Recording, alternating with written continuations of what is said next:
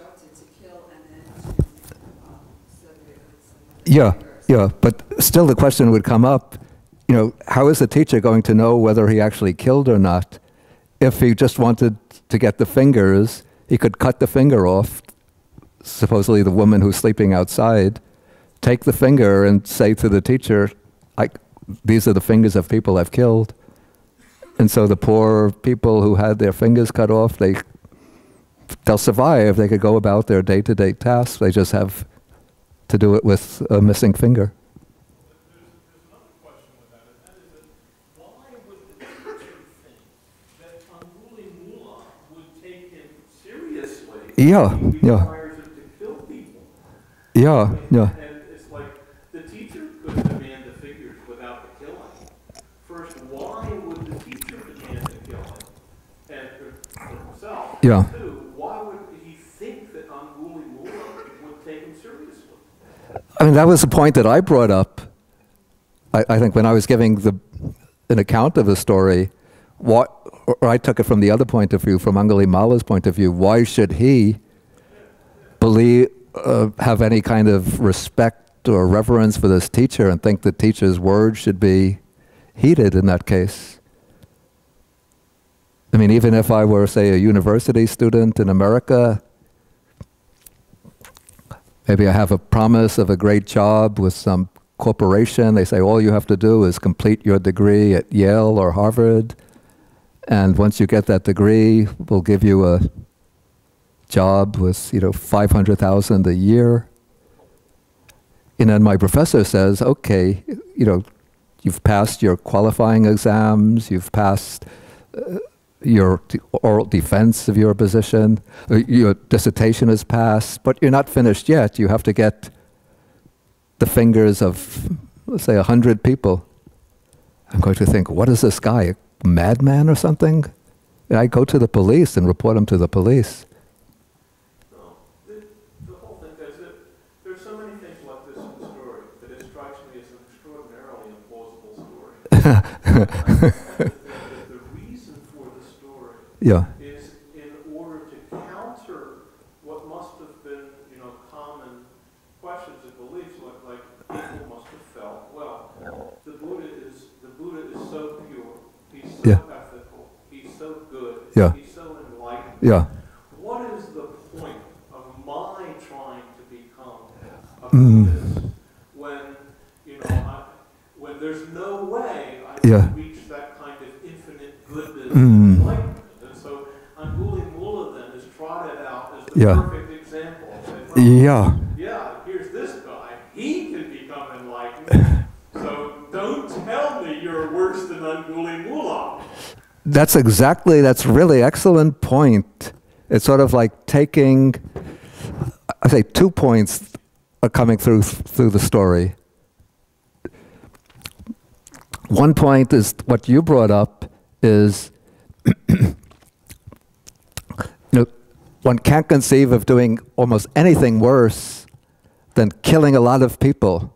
If somebody kills a lot of people, you think, you know, he's like the reckless, in Christian terms, we say the sinner who's bound for damnation.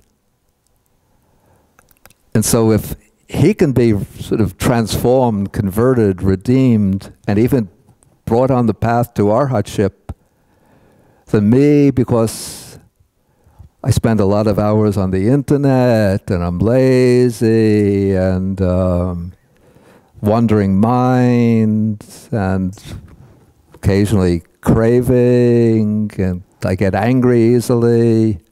I'm sometimes a little bit nasty to my friends. You can't tell me that I can't do it. Look, man, Angulimala did it. You guys do it too. So that's, I think, one of the sort of underlying motives behind the story. The other is, of course, a way of exalting the Buddha. You know, if, you know, Buddha can teach and transform people like Sariputta, Moggallana, Mahakassapa, who are already truth seekers, you know, already inclined to the life of renunciation. They were already ascetics, wandering ascetics before they met the Buddha. Buddha transformed them, got them on the way to the realization of enlightenment. He could transform, the decent, respectable young men and women of the towns.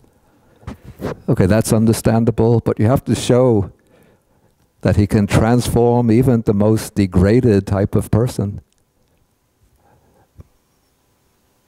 I haven't refreshed my knowledge of the Gospels recently, but aren't there comparable stories in the Bible about Jesus, the ministry of Jesus? I don't think as extreme as this. Yeah. I mean, when Jesus is on the cross, right, there's the thief and the murderer next to him, and he tells them he's going to be in paradise. Yeah. Things like that. So certainly doing something that entitles you to be crucified under Roman law is not something that will prevent you from going to heaven and such. But there's nothing like Angulimala. Yeah. Judy, was that your name? Excuse me?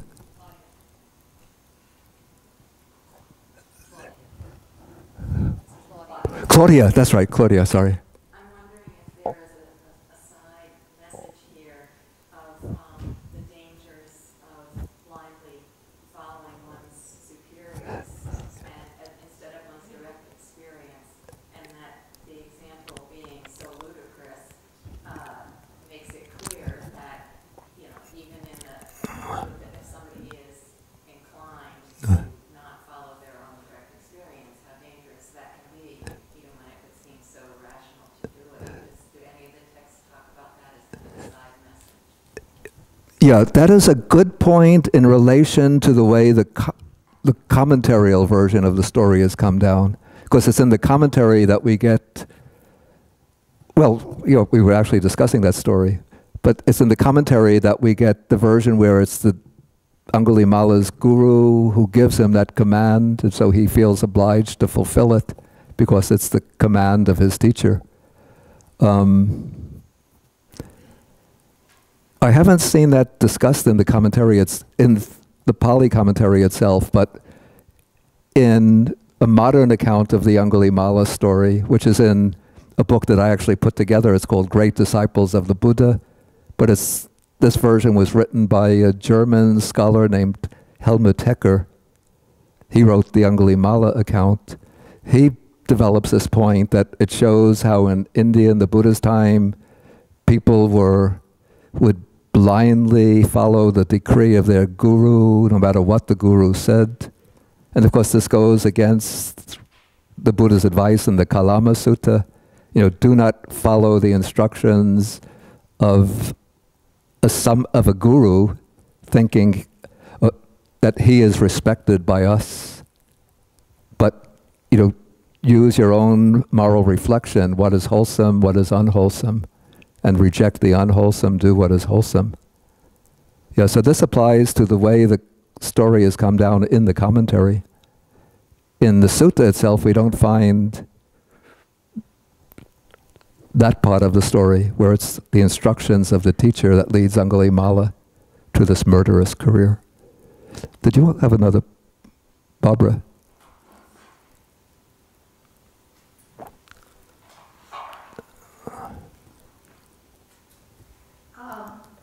We know, I think, that much of the Pali Canon we can thank Ananda for, that they're reports. Yeah. Is that true of the stories also? What do we know about the real origin? Yeah. I mean, this brings up another point, which I think is partly legend, which is the story that everything in the sutta comes down through what Ananda had heard and then what he reported, and so the scriptures have been preserved exactly as Ananda had remembered them.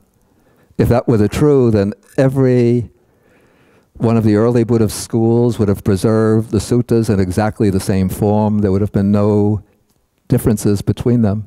But from the fact that there are differences in the different versions, though the teachings are basically the same, but the way some sections get developed differently in one transmission than in another transmission, sometimes a portion which in one tradition is in this sutta turns up in another tradition, in another sutta, we know that quite a bit has been added, transposed, developed, elaborated, compressed. Yeah, so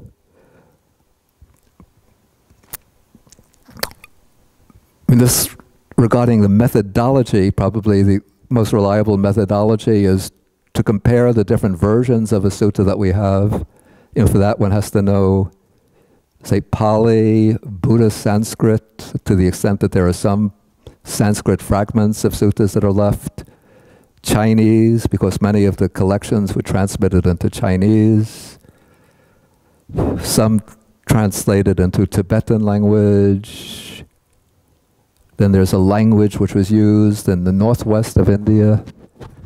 They call it Gandhari, and some versions of some texts have come down in that language. So what one does is to take the different versions, compare them to the extent that one can find a common core, that we could say, we still can't say that this definitely comes from Ananda, but we could say that this is probably the oldest core of the story, or the oldest nucleus of a sutta. Then what comes later, we have to negotiate between them, see what seems most logical, most probable. It's a pretty complex task. So what, do we know anything about the likely origins of this particular story from that? I would say no. I think it's quite possible that there was an original story about a murderer who was taught and transformed by the Buddha and then admitted as a monk and achieved arhatship.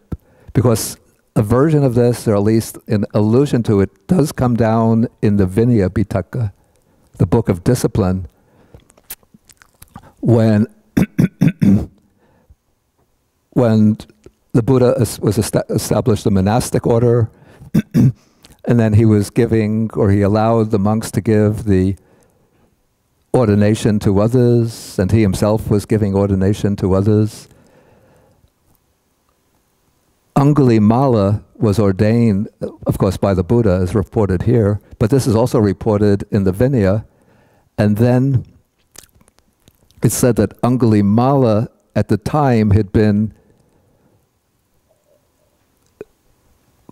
today his poster would have been put up in the post office or the police office, wanted dead or alive. You know, a decree had gone out, if anybody captures Angulimala and brings him to the court of Savatthi, he gets a great reward. But here the Buddha ordained Angulimala, rendering him invulnerable to capture and to a criminal trial. So then this complaint came to the Buddha from the king, and so the Buddha laid down a decree that from now on, any criminal who is wanted by the king, we would say, or wanted by the state, cannot be given the ordination. We would say a felon, a wanted felon, cannot be ordained. He should be, it's part of the questions that are asked of a candidate for ordination. Are you wanted for a crime, in effect? Similarly, a criminal who's escaped from prison and then seeks ordination cannot be given the cannot be ordained. Because if the Buddha went on allowing criminals wanted by the state to take ordination, then the Sangha is going to fill up pretty quickly with a rather undesirable. The kid says to his mom, "Mom, I'm going to the monastery to see the monks." The mother wouldn't say, "Oh, my child, he's such a good boy. He goes to the monastery to listen to the monks." No, the mother's going to say, "Don't go there. It's a dangerous place. You'll get yourself killed."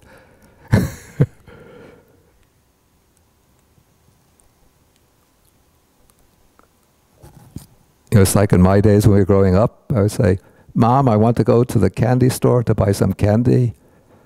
Oh, no, don't, don't go there. That's where all, during the day, the afternoon, the tough guys used to hang out. And when they see the studious little little boy passing by, get, hey, idiot, what are you doing? Reading books? Come here, idiot.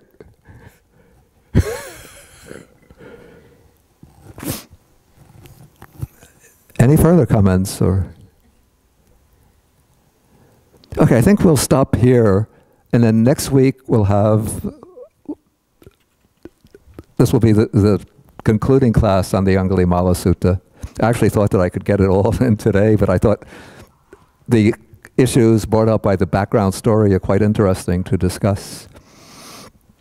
And next week, I think we have to have the class here again, because there is a program going on next week, which you might also want to enroll for. Is Kaidi here right now? Yeah, there's a program, it's called Spiritual Retreat at the Monastery, a sort of introduction to the life in the monastery. The spiritual retreat, it starts on Friday. Evening is registration, 5 o'clock registration. Then you spend Friday evening, Saturday all day, and Sunday up through lunchtime in the monastery, living like a monastic style life.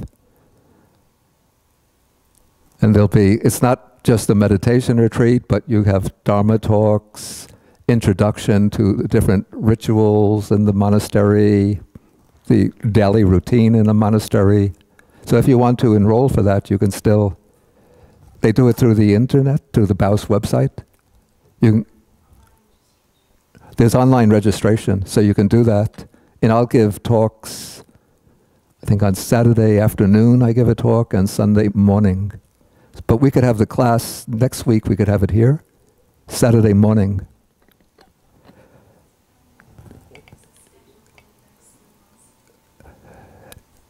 Yeah, I will do that, because after that, October 13th, we have our Buddhist Global Relief Walk to feed the hungry. And I want to encourage everybody who's here to come for that, if you're able to. It will be in New York. Let me just take a little sip. I have a bug in my throat.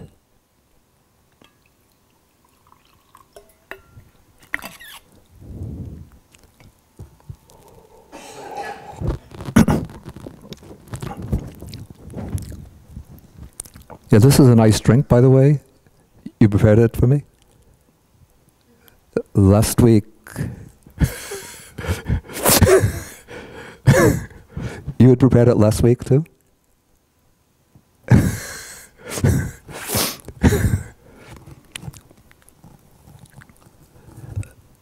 Okay, October 13th, this is the Walk to Feed the Hungry. It will be on Riverside Park in New York City.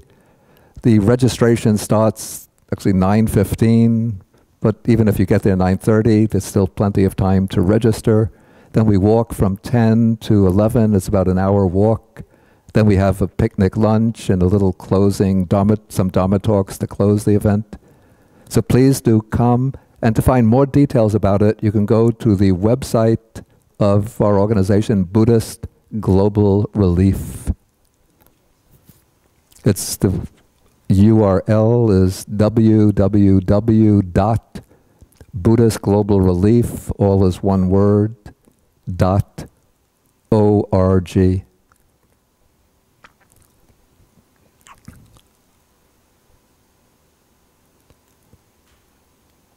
Then the following week I have to go to California. I'm going to California for 3 weeks.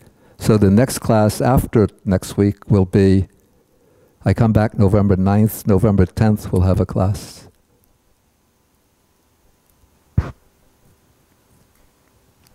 And I'll make up the schedule after that. And then during the winter we don't have classes, I understand.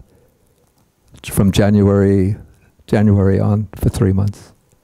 Okay, so let us share the merits, then we can go up and have lunch, and then we'll have the further discussion. I guess in Kuan Yin Hall they're doing part of the ceremonies there. But all the things have been moved over, the tables and chairs. We can come back here for the discussion.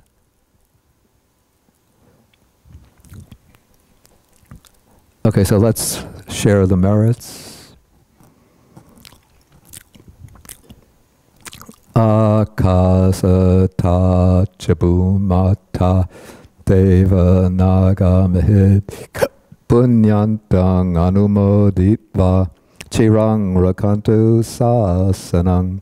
Akasata chabumata deva naga mehidika punyantang anumoditva chirang rakantu desanang. Akasata chabumata deva naga mehidika punyantang anumoditva chirang rakantu mang parang. Ettavata cham hehi sampadang punya sampadang sabbe devanumodantu sabba sampati siddhya. Ettavata cham hehi sampadang punya sampadang sabbe bhutanumodantu sabba sampati siddhya. Ettavata cham hehi sampadang punya sampadang sabbe satanumodantu sabba sampati siddhya. Bhavagupadaya avichihetato etantare satakayupapanna rupya rupicha asanya sanino dukkha pamuchantu pusantu vibhuting.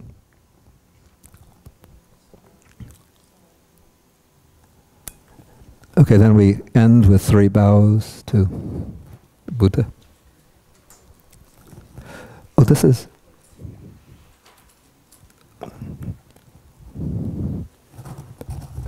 Oops.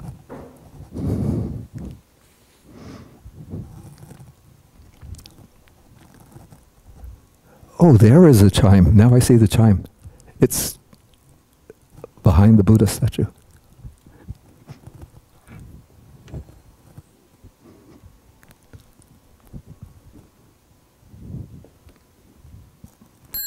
Oops. Okay. We just do 3 half bows because it's... Actually, we always do 3 half bows. Sorry. Okay.